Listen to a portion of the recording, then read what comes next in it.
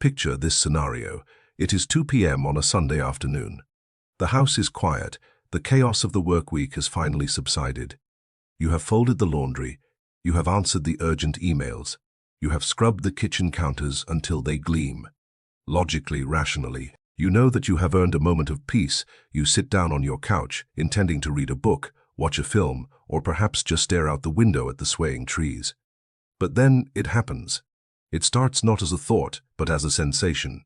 Within minutes, a subtle, vibrating tension begins to rise in your chest. It isn't physical pain. Exactly, it is a low-frequency hum of dread. It's the feeling that you have forgotten something important. Though you know you haven't your eyes start darting around the room, looking for flaws. You spot a microscopic layer of dust on the bookshelf. You remember a message from a colleague that you didn't reply to on Friday. You think about your gym routine, your diet, your side project that isn't growing fast enough. A voice in the back of your skull begins to whisper. It doesn't scream. It whispers with the cold authority of a judge. It says, "You are stagnating. You are wasting time. You are safe now, but safety is dangerous. You should be doing something." Suddenly, the relaxation that you craved all week turns into ash in your mouth. The sunlight hitting the floor doesn't look peaceful. It looks like an accusation. To silence the voice, you stand up. You start organizing a drawer that didn't need organizing. You check your phone for the 50th time, scrolling through emails you already read. You destroy your own peace, sacrificing the joy of the moment to appease an invisible tyrant living inside your head. Pause for a second. I want you to do a body scan right now. Check your jaw. Is it clenched? Are your shoulders hiked up towards your ears? Is your stomach tight? Drop your shoulders. Unclench your jaw. Exhale that tension you are feeling. That is not ambition. That is not drive. That is the somatic signature of the tyrant. If you have a voice in your head that creates problems where there are none, simply because it cannot tolerate peace, type guilty in the comments below. Let's see how many of us are living in this same mental prison. You probably tell yourself that this inability to rest is just discipline. You tell yourself that you are type A, but the Swiss psychiatrist Carl Jung had a much darker, more terrifying diagnosis for this condition. He argued that this is not discipline. It is a sickness of the soul. You are suffering from a cultural pathology that Jung called morality tout prix, morality at all costs. It is a psychological state where the instinct for joy has been branded as a sin and where suffering has been elevated to the only valid form of holiness. Now, you might look at me and say, I am secular, I am an atheist. I don't believe in sin, I don't believe in mortification of the flesh. But look closer at your life. We have not abolished the medieval monk's hair shirt, that coarse garment made of animal hair designed to scratch and irritate the skin constantly to remind the monk of his unworthiness. We have simply internalized it. We have digitized it today. The hair shirt is biohacking. The hair shirt is the ice bath. We wake up at 4 a.m. to plunge our bodies into freezing water.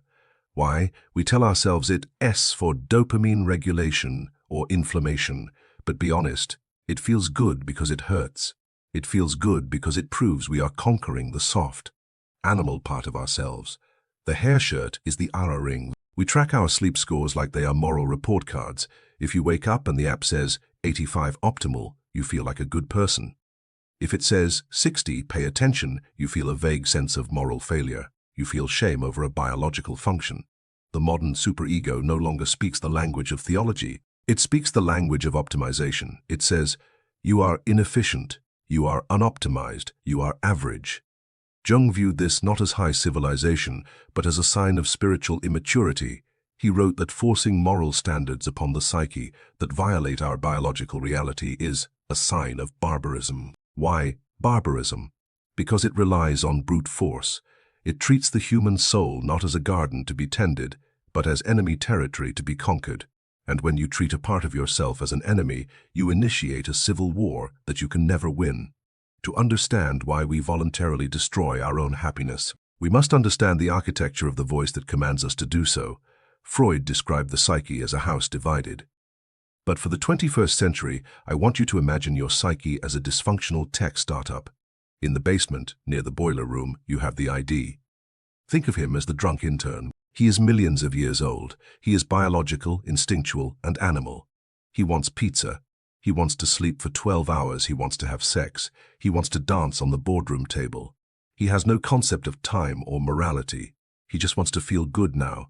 In the chaotic open-plan office, you have the ego, that SU. You are the stressed middle manager. Your job is impossible. You are trying to navigate reality, paying bills, driving the car, holding a conversation.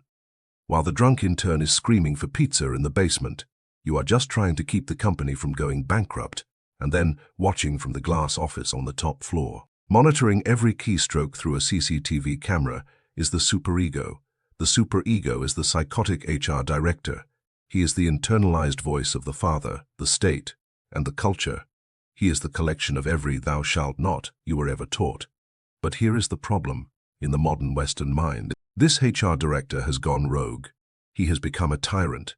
He hates the intern, and he constantly threatens the manager. When you sit on the couch to rest, the intern says, "Ah, finally." But the HR director slams his fist on the desk and screams via the intercom, "Why aren't we growing? Look at the quarterly projections. If you rest now, the competition will eat us alive, the guilt you feel."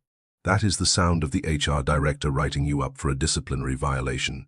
Now, before we try to kill this HR director, we need to understand something heartbreaking. We need to understand why you hired him in the first place.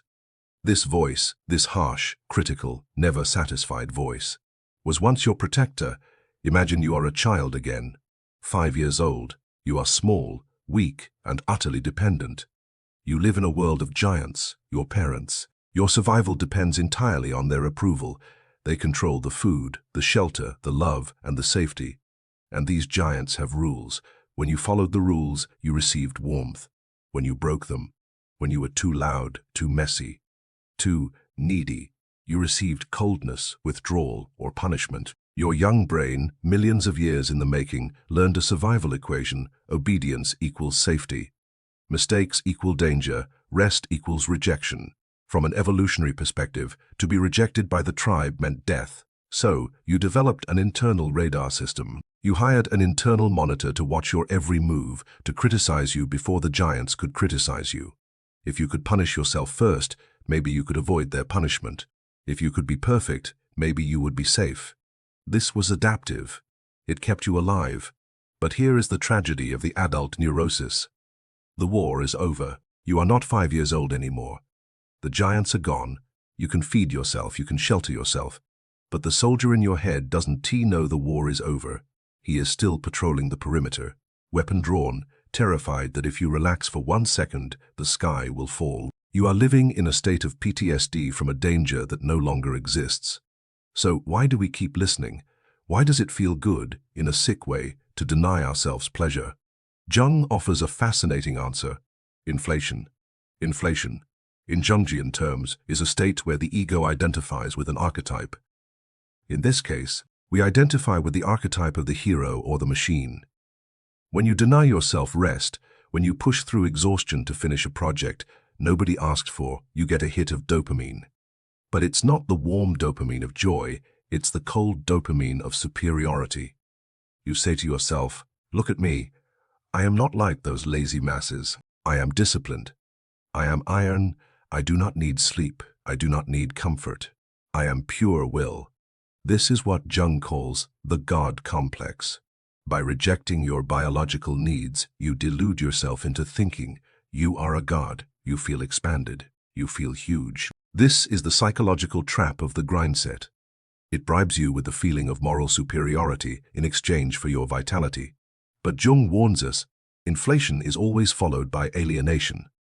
The higher you fly on these wax wings of perfectionism, the further you are from the ground of your own humanity. You become the perfect entrepreneur, the perfect mother.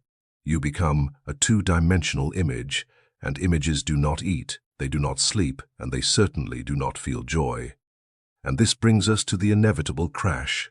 Jung borrowed a term from Heraclitus in Antiodromia. This means running counter to. It is the psychological law that states everything that reaches an extreme turns into its opposite. When the superego suppresses the drunk intern for too long, that energy does not disappear. It mutates. It becomes the shadow. We see this everywhere in modern culture because we are not allowed to just have a hobby. The shadow demands we monetize it. This is the side hustle trap. You can just bake bread because it smells good. The tyrant asks why you haven't started an Instagram page for it. You can just paint. You wonder if you should open an Etsy shop. Capitalism has convinced your super ego that joy without profit is a sin, and look at our inability to tolerate silence. This is the podcast addiction. You can even take a walk without listening to a productivity podcast at 2 times speed. You treat your brain like a hard drive that must be constantly filled with data. Why? Because you are terrified of the silence. Because in the silence, the distraction fades and you might hear the drunk intern crying in the basement, so we drown him out with noise. But eventually the shadow breaks out. This is why the strictest dieter ends up binge eating at 2 a.m. This is why the most productive person ends up doom scrolling on TikTok for 6 hours. Paralyzed, this is not a lack of discipline. This is enantiodromia. This is your soul staging a violent rebellion against your tyranny. So, how do we fix this? We need to learn to distinguish between 2 types of guilt. There is bad guilt, violating your values, and good guilt. Good guilt is what you feel when you break the oppressive rules of the superego to take care of yourself. When you say no to a request you don't have energy for, you feel guilty. Good. That guilt means you are breaking the programming. That guilt is the growing pain of becoming a real person. Here are 3 specific protocols to practice this. Good guilt. Shift number 1, practice strategic waste. The tyrant values utility above all else. To break his grip, you must perform acts of rebellion that have 0 utility. I challenge you this week. Paint a picture and then throw it in the trash. Write a poem and burn it. Go for a walk without your phone, without your Fitbit, without a destination. These acts signal to your unconscious mind that you exist for your own sake, not as a tool for production. Shift number 2. Troll the troll. Jung was a huge proponent of talking to your inner parts. When that voice starts spiraling, you should be working. You are lazy. Do not argue with logic. Logic does not work on tyrants. Instead, use humor. Treat the voice like an internet troll living in your brain. Give him a name. Let's call him Old Man Jenkins. Say to him, "Thank you for your concern, Jenkins. I know you are terrified we were going to starve. But I am an adult. I've got this. We are watching a movie now. Sit down." By personifying the voice, you separate from it. You realize that voice is not me. Shift number 3, the 70% rule. Abandon the binary of saint versus sinner. Aim for the mediocre middle. The psychoanalyst Donald Winnicott coined the term good enough mother. A mother who is perfect destroys her child with anxiety. A mother who is good enough allows the child to breathe. Apply this to everything. Be a good enough employee. Be a good enough employee. Be a good enough Jim. Gore. Jung teaches us that the tree of life needs roots in the dark earth to touch the heavens. You cannot have the branches without the roots. We live in an economy that runs on your dissatisfaction. The superego is the internal enforcer of this economy. To step off the treadmill is an act of rebellion. To forgive yourself for not being perfect, to reclaim your right to be ordinary, is the ultimate rebellion. Do not let the barbarian inside your head burn down the temple of your joy. Reclaim your right to be human, because it is only when we stop trying to be gods that we can finally meet our own souls. Thank you for watching. If this deep dive resonated with you, consider subscribing. We don't offer quick fixes here. We offer clarity. See you in the next one.